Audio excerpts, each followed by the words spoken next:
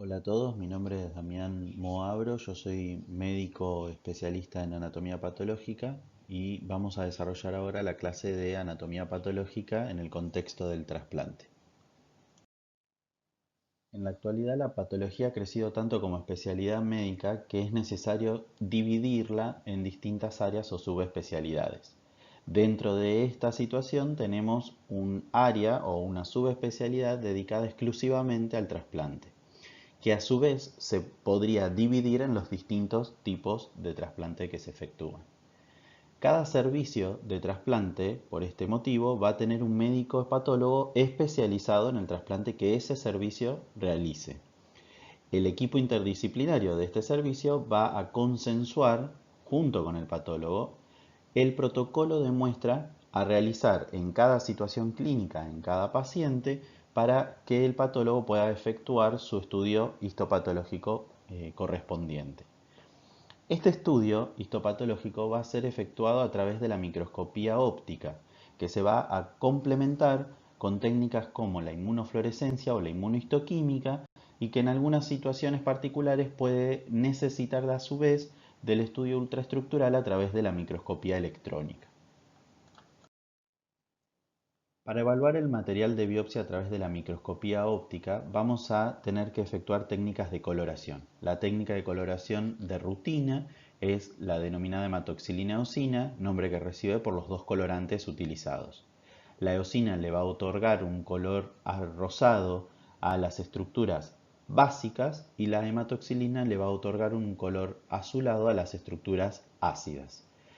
En esta imagen ejemplificadora lo que estamos viendo es un corte histológico de una biopsia miocárdica en donde se señala con la flecha negra uno de los linfocitos que comprometa esa estructura vascular que se ve en el centro de la fotografía a través de lo que es el proceso de rechazo agudo. Recién les dije que la microscopía óptica en algunas situaciones va a ser complementada por la inmunofluorescencia. Esta técnica no utiliza el haz de fotones para la visualización del corte histológico, sino que utiliza la luz ultravioleta. Y para detectar aquellos componentes que uno quiere visualizar, se utilizan anticuerpos que tienen en su componente, digamos, constante, una molécula que genera fluorescencia cuando es visualizada o se la expone a la luz ultravioleta. Razón por la cual todos aquellos componentes que tengan eso específico que uno está buscando se van a ver de un color verde manzana brillante y todo el resto del material se va a ver en negro. Lo positivo entonces en inmunofluorescencia será aquello que se ve verde y el resto será todo negativo. En esta imagen específica lo que estamos viendo es en el contexto del miocardio cómo las estructuras capilares que se encuentran entre las células del mismo tejido dan positivas para lo que es la fracción C4D del complemento, un marcador de rechazo agudo humoral. En algunas situaciones, la microscopía óptica no alcanza para efectuar el diagnóstico o para justificar el contexto clínico del paciente, y es necesario recurrir al estudio ultraestructural, es decir, más allá del que podemos efectuar con la microscopía óptica, para poder llegar a ese diagnóstico definitivo. Para esto se utiliza la microscopía electrónica y específicamente la microscopía electrónica de transmisión. En la imagen que vemos a la izquierda, lo que estoy ejemplificando es la presencia de las partículas virales del virus BK que se encuentran en el parénquima renal en un contexto de nefropatía por este virus. Estas partículas son las que están señaladas con la flecha roja. Las partículas virales tienen una densidad elevada, por eso se ven en un color negro. Recordemos que en electrónica, salvo algunas excepciones, vamos a ver una gama de grises entre el blanco y el negro, siendo el blanco lo que menor electrodensidad presente y lo negro lo que mayor electrodensidad presente. En la imagen de la derecha, simplemente estoy ejemplificando una membrana de filtración renal normal. La imagen es normal, pero es para que puedan ver que podemos identificar cada uno de los constituyentes de esta membrana de filtración. Si tuviéramos un contexto clínico de proteinuria y esa proteinuria no se explicara solo por los hallazgos morfológicos de la microscopía óptica, podríamos efectuar un estudio de microscopía electrónica para evidenciar si hay alteraciones estructurales de esta membrana que justifiquen la proteinuria del paciente. A continuación vamos a hablar de anatomía patológica en el contexto del trasplante cardíaco. El corazón se encuentra constituido por tres capas denominadas de interno a externo, endocardio, miocardio y epicardio, siendo este último la hoja visceral de la serosa que recubre el órgano denominada pericardio. Si efectuáramos un corte histológico a la altura de la unión entre endocardio y miocardio, como señala el cuadro celeste, podríamos observar lo que se encuentra en la fotografía de la derecha. En la misma estamos viendo un corte histológico coloreado con hematoxilina eosina en un aumento de 200 por y podemos observar hacia la región superior de la misma el epitelio plano simple y el tejido conectivo laxo que constituyen al endocardio, y además cómo este tejido conectivo laxo, que se encuentra por debajo del epitelio, se relaciona íntimamente con las células musculares cardíacas del miocardio subyacente. Como vemos en la imagen de la izquierda, a 40 por, el miocardio está constituido no solo por las células musculares cardíacas, sino también por el tejido conectivo laxo que relaciona los distintos grupos de las células musculares entre sí. A mayor aumento, en la imagen de la derecha, podemos identificar las características propias de las células musculares cardíacas. Me refiero al núcleo elongado central, la presencia de los discos intercalares y estriaciones transversales, y además las bifurcaciones de los extremos celulares, pero además podemos identificar la escasa cuantía de tejido conectivo vascularizado que se encuentra entre cada una de estas células. Este tejido conectivo y los capilares que transcurren a través de él son importantes para mantener la nutrición y el metabolismo de estas células, y además en lo que hace al estudio de una biopsia en el contexto del trasplante cardíaco es importante porque en esos vasos sanguíneos, específicamente capilares, podemos encontrar algunos signos que denoten o sean sugestivos de rechazo. La muestra para estudio histopatológico en trasplante cardíaco va a ser obtenida a nivel del tabique interventricular y se denomina biopsia endomiocárdica, siendo en la actualidad el método gold standard para la detección precoz del rechazo. Esta biopsia va a tener que cumplir ciertos parámetros para poder ser considerada satisfactoria al momento de su evaluación. Va a estar constituida principalmente por 4 fragmentos de miocardio. Cada fragmento va a tener un tamaño aproximado de 3 a 4 milímetros en su dimensión mayor, y a su vez tiene que estar constituido por un mínimo de 50% de miocardio. Como se toma a nivel de la cavidad cardíaca, recordemos que también va a estar constituida por endocardio. A su vez vamos a poder tomar otras muestras o separar algunas de las obtenidas para el estudio de inmunofluorescencia si el contexto clínico lo amerita, o si previamente alguna biopsia endomiocárdica presentó algún hallazgo morfológico que amerite este tipo de estudio complementario. El presente cuadro resume los criterios a través de los cuales se gradifican los hallazgos obtenidos en la biopsia endomiocárdica con respecto al rechazo celular agudo. Vamos a tener en cuenta que el mismo se puede dividir en 3 grados, siendo el grado 1 el compromiso unifocal a través de un infiltrado linfocitario perivascular o intersticial, el grado 2 aquel que representan 2 o más focos y que además se asocia a daño de la célula miocárdica, y un grado 3 o severo cuando además de la multifocalidad, el daño celular o incluso si este fuera difuso, se asocian factores como edema, hemorragia o incluso vasculitis. Las imágenes representan ejemplos de rechazo celular agudo a nivel miocárdico grado 1. En la imagen de la izquierda, en un aumento de 100 por, vemos la presencia de un componente mononuclear de distribución intersticial, pero que se resume en un único foco. Este único foco está asociado principalmente a los vasos que se encuentran en el tejido conectivo entre las células miocárdicas.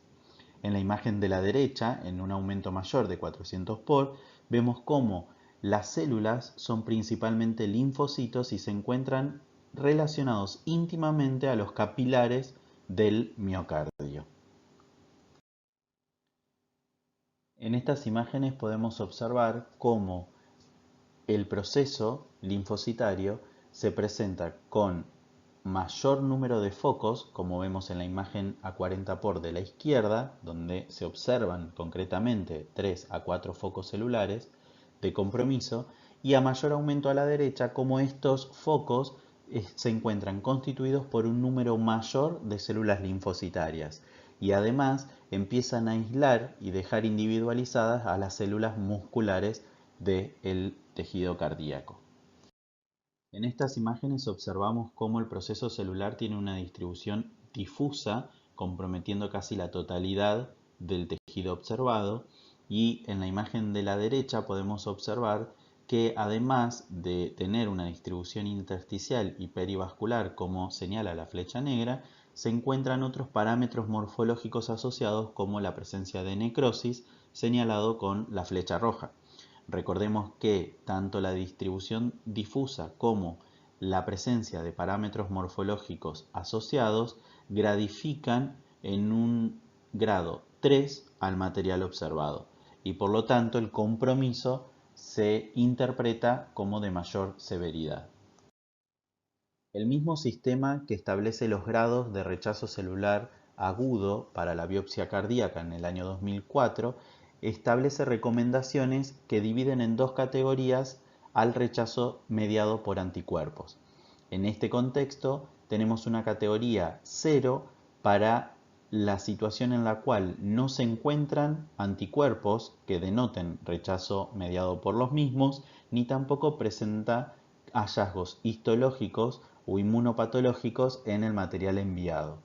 Y una categoría 1 cuando obtenemos en el material la presencia de rasgos histológicos que denoten rechazo humoral o se detectan a través de estudios complementarios la presencia de anticuerpos o fracciones concretas como por ejemplo el C4D del complemento que son también indicadores de este tipo de rechazo. Estas imágenes que vimos al principio de la presentación son ejemplos de rechazo humoral agudo. En la imagen de la izquierda, coloreada con hematoxilina eosina y en un aumento aproximado de 500 por, tenemos una estructura vascular comprometida por linfocitos, como señala la flecha negra, y en la imagen de la derecha tenemos la positividad para la fracción C4D a través del estudio de inmunofluorescencia en los capilares que se encuentran en el miocardio. Ambas situaciones representan hallazgos que denotan este tipo de rechazo. Vamos a continuación a hablar un poco de lo que corresponde a anatomía patológica en el contexto del trasplante hepático. Si efectuáramos un corte histológico del parénquima hepático a nivel del recuadro celeste, podríamos observar lo que vemos en la diapositiva siguiente. El parénquima hepático se encuentra constituido por estructuras hexagonales denominadas lobulillos hepáticos clásicos. Cada uno de estos presenta en su vértice los espacios porta con la tríada portal y en el centro una vena centrolobulillar. Entre la vena y los espacios porta se distribuyen los hepatocitos formando hileras en forma radiada desde la vena hacia la periferia y entre estas hileras se encuentran los sinusoides hepáticos. Cada hepatocito presenta un amplio citoplasma eosinófilo y vacuolado, como podemos ver en la imagen de la derecha a mayor aumento, y a su vez presenta un núcleo central de cromatina laxa, en algunas ocasiones pudiendo también poseer dos núcleos en lugar de uno, un hallazgo que se considera también normal. El espacio porta localizado en los vértices del lobulillo clásico se encuentra constituido por tejido conectivo y la denominada tríada portal, formada por la rama de la vía biliar, una rama de la arteria hepática y una rama de la vena porta. El mismo espacio se encuentra limitado en su periferia por una hilera de hepatocitos fuertemente adheridos entre sí, constituyendo lo que se denomina placa limitante. Esta placa limitante es importante porque muchas veces el proceso linfocitario afecta solo el espacio porta, pero si afecta la placa limitante y se extiende al parénquima del lobulillo adyacente, implica una mayor severidad del proceso. Cuando evaluamos el rechazo celular agudo en un contexto de biopsia hepática, tenemos que tener en cuenta todas estas estructuras que venimos detallando previamente. Entonces vamos a considerar tres categorías principales, de acuerdo a dónde se presenta el proceso inflamatorio. Una categoría va a implicar el compromiso de la inflamación a nivel del espacio porta. Otra categoría principal es la inflamación o lesión de las estructuras ductales biliares. Y la tercera categoría a considerar es la inflamación venosa y el compromiso endotelial de la vena centrolobulillar. Cada una de estas categorías va a ser puntuada o calificada de 1 a 3 dependiendo la severidad del proceso que presente. Por supuesto, a mayor puntuación, mayor va a ser la calificación total del rechazo y por lo tanto se considerará de mayor severidad. Las imágenes representan distintos grados de afectación de la tríada portal en el espacio porta por el proceso linfocitario o inflamatorio. En la imagen rotulada como A, el proceso es leve. Fíjense que tenemos que observar la mayor aumento para poder identificar la presencia de las células comprometiendo al espacio porta. En cambio, tanto en la imagen B como en la imagen C, el proceso ya se identifica a menor aumento, dado que tiene una cuantía celular mayor y en el caso de la imagen C, además, porque compromete más de un espacio porta. Las siguientes imágenes son ejemplificadoras del compromiso ductal por el rechazo celular agudo. En estas imágenes lo que estamos viendo es cómo el proceso se encuentra distribuido en forma concéntrica alrededor de dos estructuras ductales y las mismas presentan destrucción a expensas del compromiso inflamatorio. En el caso de la imagen A se puede ver cómo el epitelio se vacuoliza por el compromiso de linfocitos intraepiteliales y en la imagen B se ve cómo el contorno de la estructura ductal se desdibuja a expensas de la destrucción que este ducto presenta por el compromiso inflamatorio. En estas imágenes vemos cómo el proceso de rechazo compromete una vena centrolobulillar. En la imagen A un aumento de 20 por y en la imagen B a un aumento mayor. El proceso inflamatorio compromete en forma concéntrica la estructura vascular, pero además, como bien se señala en la imagen de la derecha, rotulada con la letra B, vemos cómo este proceso inflamatorio compromete la pared vascular y además produce inflamación del endotelio, proceso que se denomina endotelitis. Este compromiso vascular con el proceso de fibrosis que se encuentra asociado representa una mayor severidad del rechazo. La imagen representa un ejemplo de una técnica de inmunistoquímica, en donde se considera positivo la zona que presente un color marrón intenso y el resto se considerará negativo. En esta foto específicamente lo que estamos observando es la presencia de la fracción C4D del complemento a nivel de los sinusoides hepáticos, un hallazgo morfológico y significativo de rechazo agudo mediado por anticuerpos. A continuación vamos a hablar de anatomía patológica en el contexto del trasplante renal. Podemos dividir el riñón en dos sectores principalmente correspondientes a la corteza y a la médula. En la corteza vamos a identificar, como señala la imagen de la izquierda, a los corpúsculos renales y al sistema tubular que los acompaña, y en la región de la médula vamos a observar solo estructuras tubulares. En ambas regiones además vamos a encontrar estructuras vasculares y tejido conectivo intersticial, siendo de mayor proporción a nivel medular este último. Simplemente para recordar, la unidad funcional del riñón se denomina túbulo urinífero y el mismo está constituido por la nefrona y el túbulo colector correspondiente. La nefrona va a estar formada por el corpúsculo renal, el túbulo proximal, el asa de Henle y el túbulo distal. Algo que también señala esta imagen es cómo de las mismas arteriolas que constituyen el glomérulo del corpúsculo renal surgen estructuras vasculares que van a estar íntimamente relacionadas con el sistema tubular. De estos quiero destacar sobre todo a los capilares peritubulares, que son utilizados para identificar hallazgos morfológicos de rechazo en las biopsias renales. La imagen representa un corte histológico de un corpúsculo renal y algunos túbulos adyacentes coloreados con una técnica denominada de Paz. Esta técnica de Paz es importante porque nos permite poner de manifiesto y evaluar en una microscopía óptica las membranas basales del endotelio vascular del glomérulo, de las estructuras vasculares no glomerulares, como las arteriolas aferente y eferente, y además las membranas basales del epitelio de los túbulos y de la cápsula de Bowman.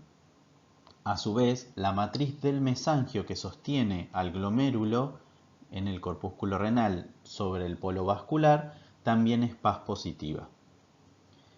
Recordemos que el corpúsculo renal entonces va a estar formado por un glomérulo que está constituido por capilares de tipo fenestrado que surgen de la arteriola aferente que llega al corpúsculo renal. Estos capilares se van a reunir en el polo vascular para originar a la arteriola eferente que egresa de este corpúsculo.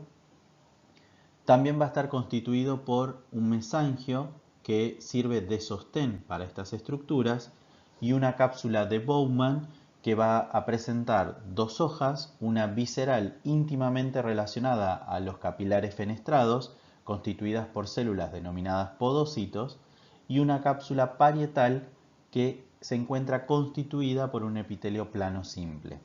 Entre ambas hojas de la cápsula de Bowman se establece el espacio urinario o de Bowman.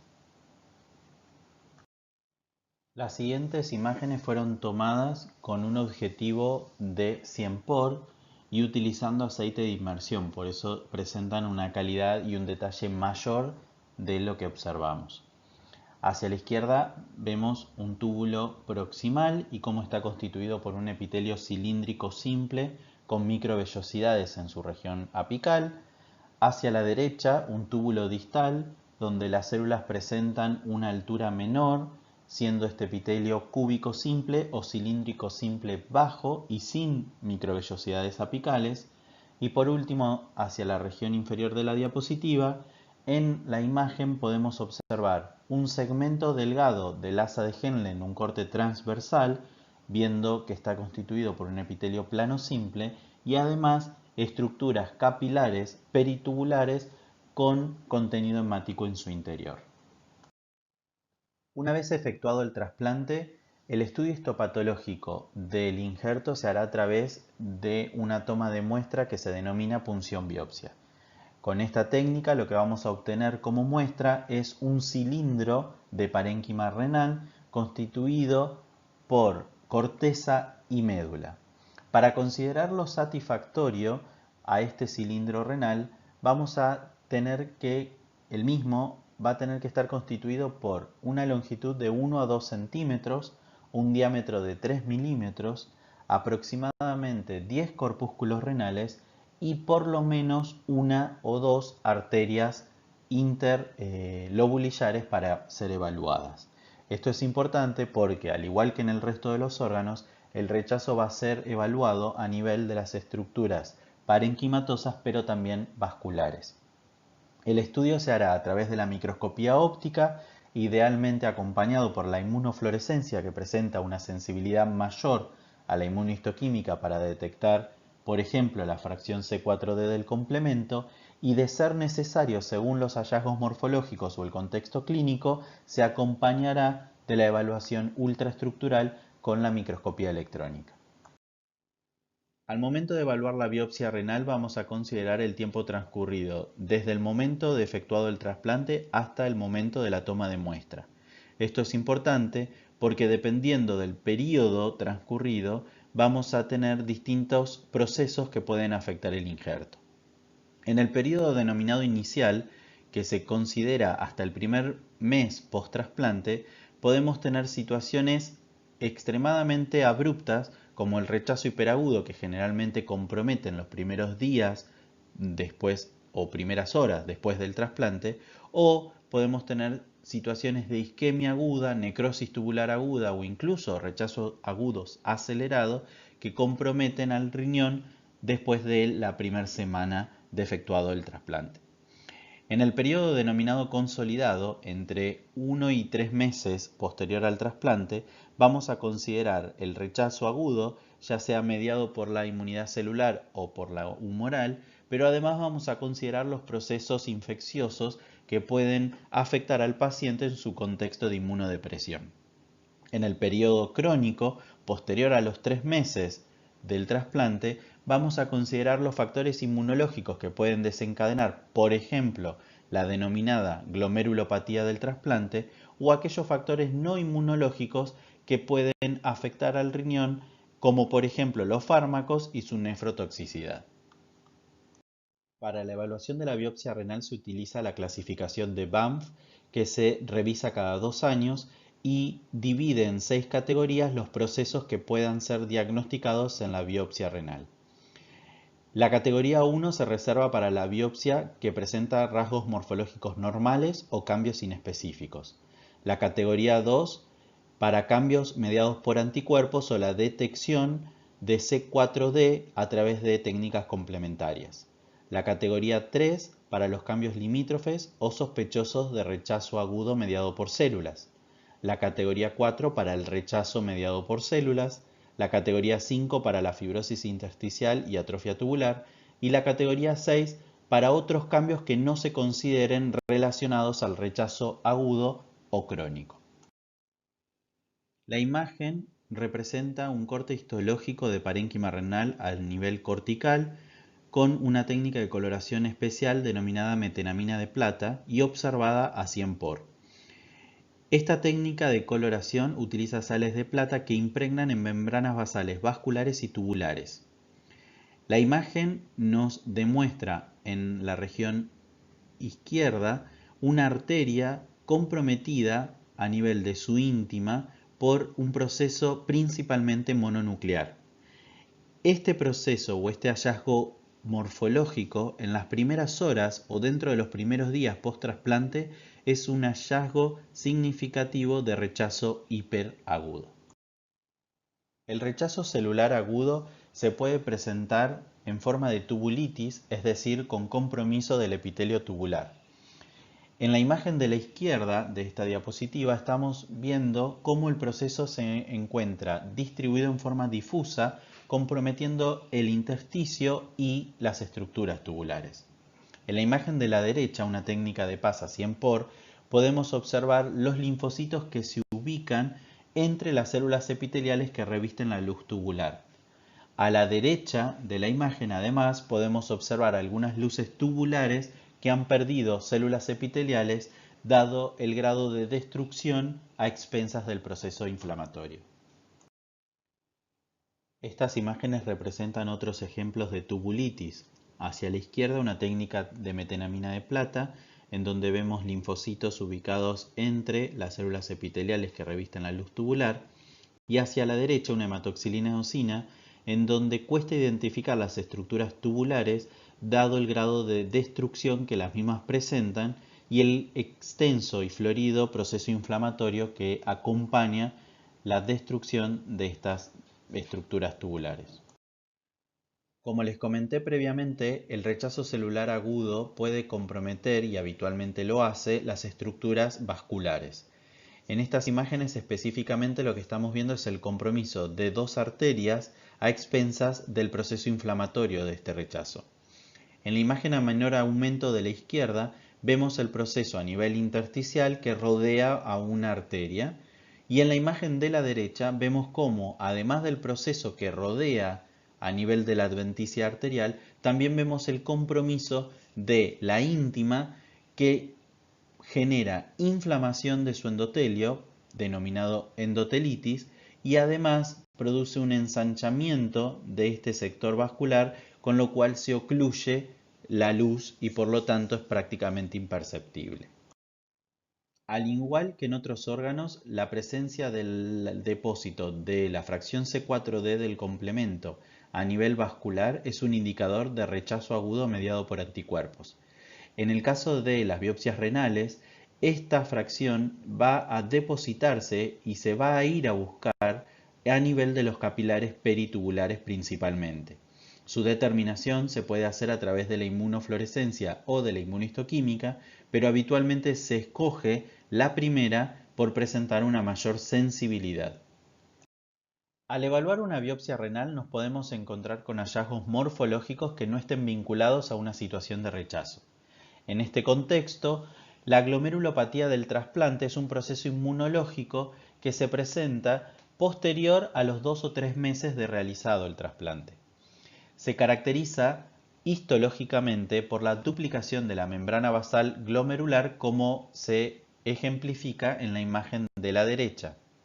Sin embargo, esta duplicación de la membrana basal no es patognomónica de este proceso, porque también se puede presentar en otros procesos de nefrotoxicidad, como por ejemplo por la ciclosporina, o incluso en enfermedades mediadas por inmunocomplejos que surjan de nuevo y generen un patrón membrano proliferativo a nivel glomerular.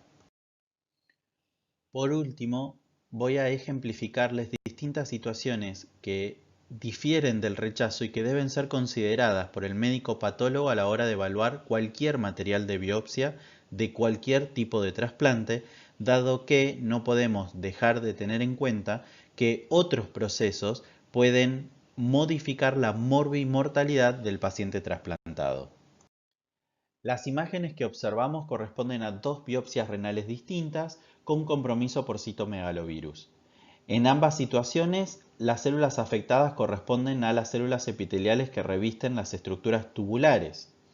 Como podemos observar, este virus genera macronucleación, es decir, agrandamiento del tamaño nuclear, un incremento de la relación núcleo-citoplasma y además una mayor intensidad de coloración de estos núcleos.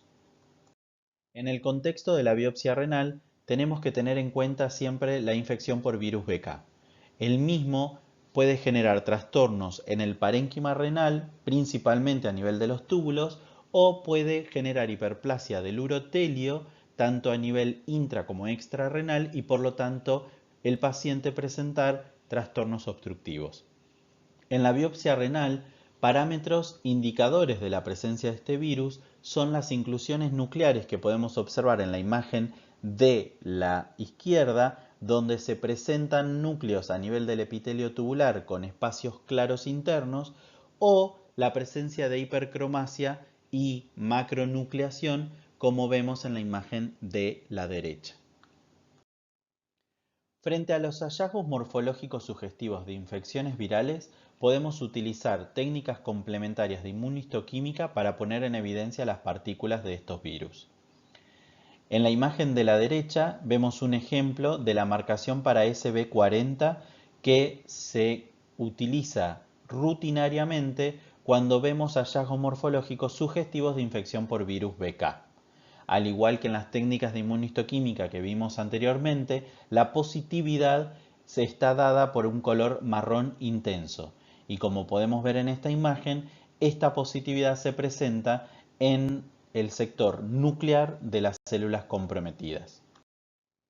Otros hallazgos a tener en cuenta son los que se puedan vincular a la terapéutica que el paciente recibe y que no estén relacionados al rechazo. En estos ejemplos que vemos ahora en la diapositiva, lo que estamos viendo son los hallazgos morfológicos que genera la nefrotoxicidad por ciclosporina. Como ya les comenté anteriormente, uno de los hallazgos característicos de esta toxicidad renal es la duplicación de la membrana basal del glomérulo, como se ve en la imagen de la derecha. Pero además, otro hallazgo característico de la toxicidad por ciclosporina es la hialinosis que se genera a nivel del mesangio, como se señala en la imagen de la izquierda, pero que también se puede ver a nivel de distintas estructuras vasculares, sobre todo arteriolares. Por último, no debemos olvidar que el paciente en el contexto del trasplante también puede sufrir la presencia de alguna neoplasia. Específicamente en el contexto de los procesos linfoproliferativos, el linfoma difuso de células grandes B es el que más comúnmente se presenta, si bien su frecuencia es extremadamente rara. En la imagen de la derecha les ejemplifico un linfoma Hodgkin que también ha sido descrito en distintas situaciones de trasplante, pero su frecuencia es mucho más inferior al del linfoma difuso de células grandes B. Espero que la presentación haya sido clara y que haya sido ejemplificadora de las distintas situaciones que nos podemos encontrar en el contexto de la patología en el trasplante. Y por último, seguramente nos veamos más adelante en algún taller, así que los invito para que participen cuando se realicen. Un saludo para todos y hasta luego.